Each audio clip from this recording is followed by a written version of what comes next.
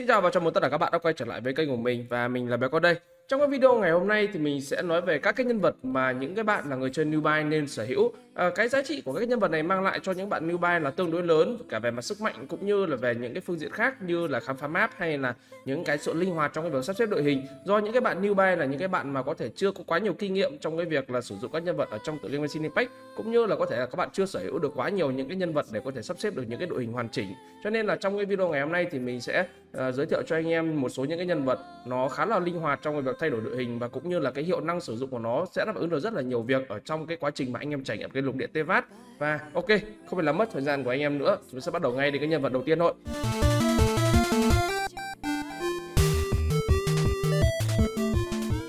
Cái nhân vật đầu tiên mà mình nghĩ là nên có ở trong cái danh sách của ngày hôm nay thì không ai khác, đó chính là anh chàng Zhongli. Nếu như mà xét về một cái nhân vật mà có khả năng búp khiên để bảo kê thì chắc chắn rồi, Zhongli sẽ là vị trí top 1 ở trong cái slot này. Đây là một cái nhân vật mà có khả năng duy trì thời gian khiên rất là tốt, và cũng như cái lượng khiên của nhân vật này có thể búp được cho đồng đội là rất là dày. Cho nên là về cái khả năng của cái nhân vật Zhongli, khi mà các bạn đang cần một nhân vật có cái khả năng chống chịu ấy, thì Zhongli chắc chắn là một sự lựa chọn cực kỳ tốt. Đấy là còn chưa kể là với cái khả năng của nhân vật Zhongli, cái khả năng mà giảm kháng tất cả nguyên tố và giảm kháng vật lý, thì nó cũng giúp cho nhân vật Zhongli các bạn có thể sở hữu được đi với rất là nhiều những cái đội hình mà các bạn cần một cái nhân vật búp khiên vào, thì nhân vật Zhongli hoàn toàn có thể đi vào cái đội hình đấy. Cái điều này nó sẽ rất là phù hợp, đặc biệt là cho những cái bạn newbie khi mà các bạn không có quá nhiều nhân vật để có thể sắp xếp được một đội hình đầy đủ, thì lúc này sự lựa chọn của Zhongli sẽ là một sự lựa chọn rất là tốt. Đấy là còn chưa kể đến là với cái chiêu nộ của nhân vật Zhongli thì có thêm khả năng khống chế nữa, thì điều này nó cũng sẽ giúp cho các bạn newbie có khả năng thoải mái hơn, hay là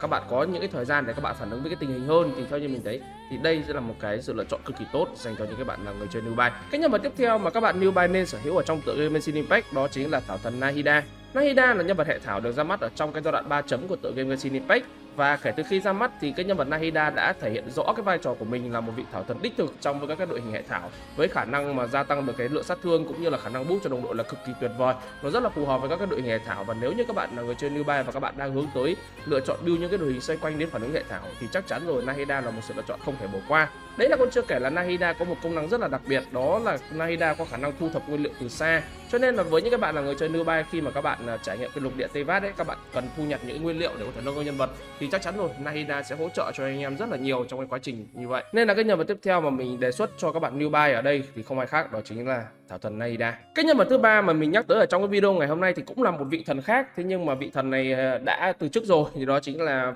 cô nàng Furina. Tại sao mình đưa Furina ở trong cái danh sách này? Mặc dù là về cái cơ chế gameplay của nhân vật Furina thì nếu như bạn nào mà đã trải nghiệm cái nhân vật này rồi thì các bạn sẽ biết là Furina thì nó có khả năng rút máu của toàn bộ đội hình. Thì cái việc mà rút máu của toàn bộ đội hình này thì nó sẽ rất là khó dành cho những cái bạn newbie, khi mà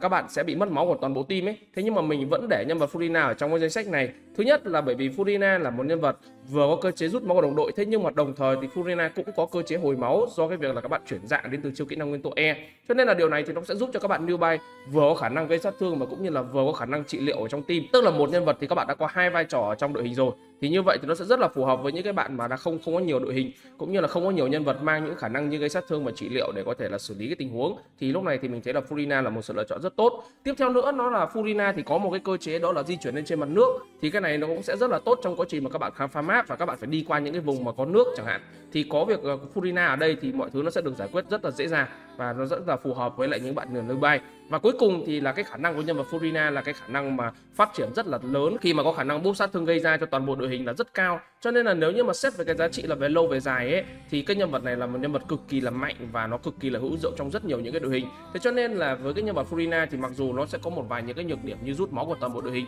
thế nhưng mà những cái công năng hay là những cái tác dụng mà nhân vật này mang lại ấy, theo như mình thấy là nó rất là lớn. Cho nên là những người chơi newbie thì các bạn nên sở hữu cái nhân vật Furina này nhé. Ba cái slot đầu tiên thì mình đã gợi ý, đó là ba slot liên quan đến thần rồi. Và cái slot thứ tư mình muốn nói ở đây là một cái slot mà không phải là thần, thế nhưng mà các người chơi trong tựa game Genshin Impact đều coi đây đó là một vị thần, đó chính là anh chàng Bennett. Tại sao Bennett lại là một cái nhân vật được coi là vị thần? Thứ nhất đó là nhân vật này được ra mắt từ những cái thời điểm tựa game mới phát hành, tức là một nhân vật xuất hiện từ rất là lâu rồi. Thế nhưng mà cái vai trò của nhân vật Bennett cho tới cái thời điểm hiện tại, tức là đâu đó khoảng gần 4 năm rồi, thì chưa có một nhân vật nào có khả năng làm được một cái vị trí như vậy giống như Bennett, hay là thậm chí là làm tốt hơn cái vị trí của Bennett. Và với cái Bennett thì đây là một nhân vật vừa có khả năng hồi phục và đồng thời vừa có khả năng gia tăng thêm chỉ số tấn công. Chúng ta sẽ tưởng tượng như là nó giống như phiên bản của Furina ấy, cũng có khả năng hồi phục, cũng có khả năng gia tăng sát thương. Thì với Bennett thì nó là một nhân vật 4 sao có khả năng hồi phục và có khả năng gia tăng thêm chỉ số tấn công, và cái này là cái điều mà đang rất là phù hợp với rất nhiều những cái đội hình mà có thể sau này các bạn sẽ build lên khi mà chơi theo cái chỉ số tấn công. Thì cái việc mà có thêm cái nhân vật Bennett này vào trong cái đội hình ấy nó thực sự rất là ok, và cái việc mà mang theo Bennett bên mình khi mà đi thám hiểm ấy nó cũng sẽ rất là có lợi, bởi vì bản chất nhân vật này là có hồi phục nên là nó cũng sẽ giúp ích cho các bạn rất là nhiều trong cái quá trình là hồi phục lượng HP đã mất. Nên là với cái nhân vật tiếp theo ở đây thì mình sẽ nhắc tới đó chính là anh chàng Bennett. Các người chơi Genshin thì hay gọi đây đó là hỏa thần á. Cái sự lựa chọn thứ 5 ở trong cái danh sách của ngày hôm nay mình muốn nói tới ở đây đó chính là nhân vật Zelan. Zelan là một nhân vật 5 sao hệ thủy, và khi mà mình nhắc tới cái nhân vật Zelan ở trong cái video ngày hôm nay thì cái vai trò của nhân vật Zelan theo như mình thấy hiện tại là nó đang rất là lớn, đặc biệt là với những cái bạn là newbie. Đầu tiên thì nhân vật này thì có một khả năng di chuyển map cực kỳ là lẹ khi mà cái chiêu kỹ năng nguyên tố cho phép các bạn di chuyển với một cái tốc độ cực kỳ cao. Đấy là một. Và thứ hai là cái nhân vật Zelan này là cái nhân vật mà cái hiệu năng của nó về mặt sát thương và cũng như là hiệu năng của nó về mặt boost sát thương cho đồng đội ấy, nó cũng rất là lớn. Nên là nếu như mà trong cái trường hợp mà các bạn chơi cái tựa game về lâu về dài ấy thì cái giá trị của nhân vật Zelan này nó sẽ càng ngày nó càng tăng lên, vừa có vai trò về mặt chạy map giúp cho các bạn trải qua những cái giai đoạn đầu tiên, và cũng như là nó sẽ giúp cho các bạn gây ra một lượng sát thương rất là lớn, và cũng như là hỗ trợ cho carry của các bạn trong cái quá trình sau này khi mà các bạn đi farm những cái di vật hay là các bạn tham gia các cái content như là La Hoàn, Tâm Cảnh chẳng hạn. Thì cái sự giúp đỡ của nhân vật Zelan này là cực kỳ là cần thiết, nên là cái nhân vật Zelan thì mình sẽ để ở trong cái danh sách của ngày hôm nay nhé. Nhắc đến nhân vật Zelan thì có một cái nhân vật nữa mà mình nghĩ là không nên bỏ qua, đó chính là anh chàng Sinqiu. Đây là cũng là một cái nhân vật mà những người chơi là newbie thì các bạn nên sở hữu.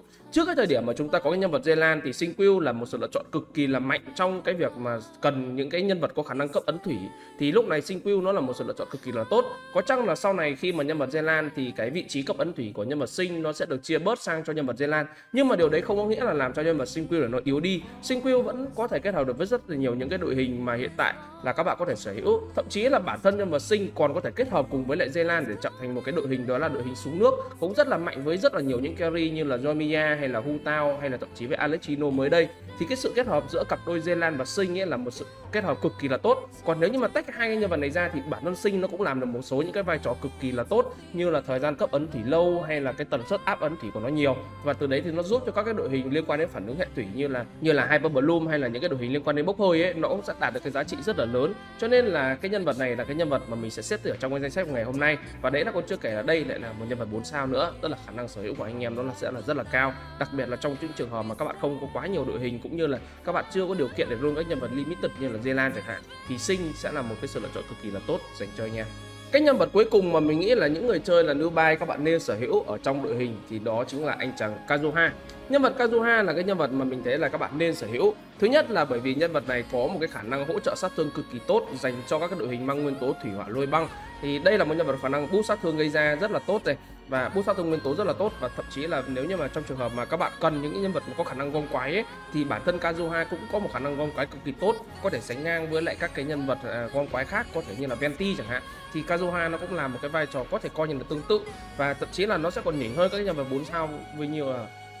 nó còn nhỉnh hơn các cái nhân vật gom quái tốt hơn, như là với Sukro của 4 sao chẳng hạn ấy, thì Kazuha hiện tại nó đang làm cái vị trí đó là tốt hơn. Đấy là cái điều đầu tiên. Cái thứ hai đó là Kazuha là một nhân vật rất thuận tiện trong quá trình mà các bạn chạy map, thì cái điều này hoàn toàn phù hợp với những các bạn là người chơi newbie, đặc biệt là khi mà các bạn phải đi qua những cái địa hình như là đồi núi chẳng hạn, thì cái việc mà có cái nhân vật Kazuha với khả năng sử dụng chiêu kỹ năng nguyên tố ở trên không ấy, nó sẽ giúp cho các bạn bớt được cái phần thể lực cũng như là vượt những cái địa hình ấy nó tốt hơn và nó nhanh chóng hơn, và từ đây thì các bạn có cái khoảng thời gian khám phá map nó nhanh hơn và các bạn lên cái AR nhanh hơn. Rồi sau này khi mà các bạn cần một cái nhân vật có khả năng hỗ trợ sát thương thì lúc này Kazuha cũng sẽ xuất hiện để đảm nhận cái vai trò đấy, tức là cái giá trị sử dụng của nhân vật Kazuha là cực kỳ lớn trong những cái giai đoạn ban đầu và cả những cái giai đoạn về sau nữa.